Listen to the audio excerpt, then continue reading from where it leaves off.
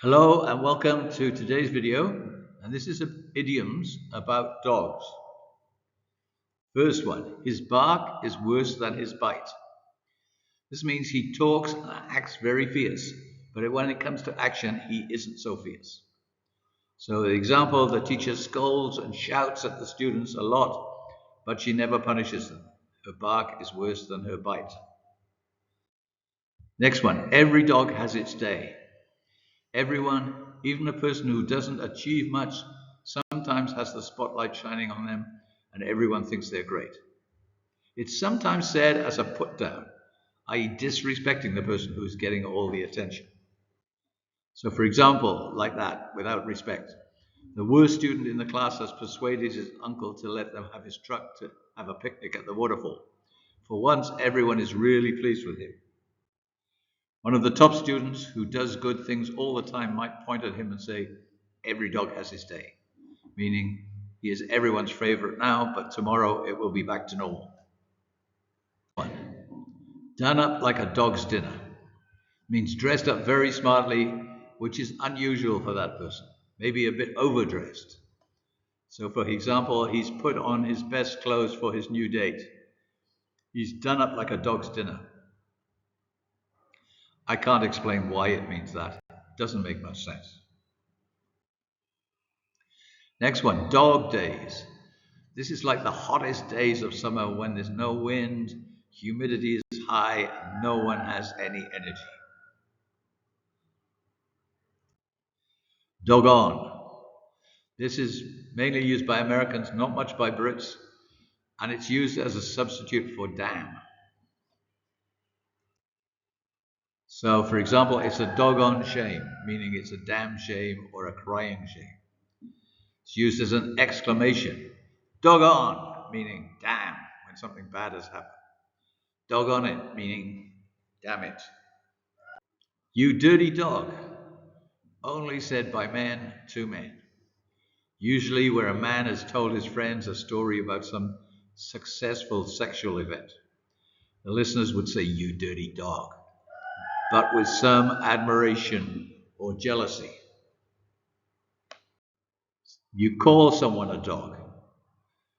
Again, said by men to men, and this is about an unattractive woman. So, for example, have you seen his girlfriend? She's a real dog.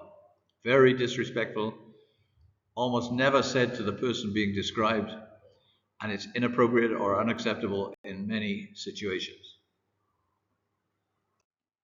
Bitch. Now, this has a normal meaning and also a very insulting meaning. The normal meaning is a female dog. If a dog has 4 puppies, it's 100% okay to ask how many are bitches, meaning female. To call a human woman a bitch is extremely insulting. It's saying she's a very nasty person and unpleasant to be around. It usually follows some nasty act, in the opinion of the speaker, by the woman. Speakers are almost always men. Son of a bitch. There are many other versions of this, partly because people choose not to print the full text.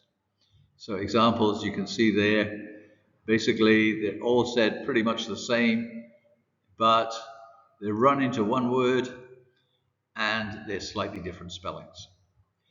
It's a USA usage, very rarely used by Brits. Mostly it's extremely and deliberately insulting. Get out of here, you son bitch, and don't come back.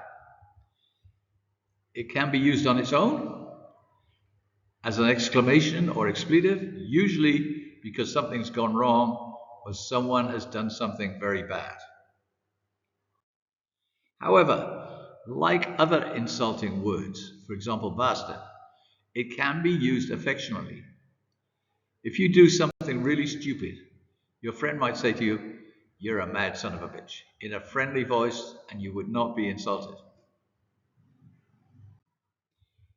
Puppy love. This is a name for young love, maybe at age 13 to 15. And the suggestion is that it's not the real thing. And adults are usually the speakers. People are unlikely to say it about themselves. So here's the lyrics of an old school song. It was a big hit at the time, and it goes like this. And they call it puppy love. Oh, I guess they'll never know how a young heart really feels and why I love her so. And they call it puppy love just because we're in our teens. Tell them all, please tell them it isn't fair to take away my dreams. Someone help me, help me, help me, please. Is the answer up above? How can I tell them this is not a puppy love? Great stuff. Puppy shit. This is sometimes used as a description of a color. If you see the inset picture there, that's about the color. It's a shade of brown, lighter than milky coffee or milk chocolate. Mongrel. Again, there is a normal meaning and a slang one. The normal meaning is a crossbred dog. That means the parents are different breeds of dog. It's scientifically true about all creatures that this kind of breeding makes the next generation stronger, more disease resistant, and more vigorous. In line with this, to call someone a mongrel is not an insult. It's saying that they have some good things going for them. They are strong and they are likely to fight rather than back off. If your friend says to you, you're a bit of a mongrel, it's probably a compliment and said affectionately or with admiration. A frequently used phrase is, you've got a bit of the mongrel in you, meaning you're tough. And again, this is a compliment. Next one. Let sleeping dogs lie. This means don't upset or disturb the way things are now. There is a suggestion that if you do, things will get worse, not better. People sometimes use this saying to put off doing something that they don't want to do if it's not a pleasant task. So, for example, we should probably tell So Chamuku we saw his girlfriend with another man.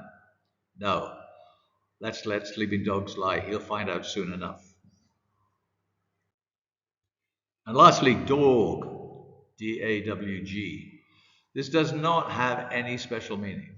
It's associated with the southern part of the USA where the accent often makes the middle sound longer.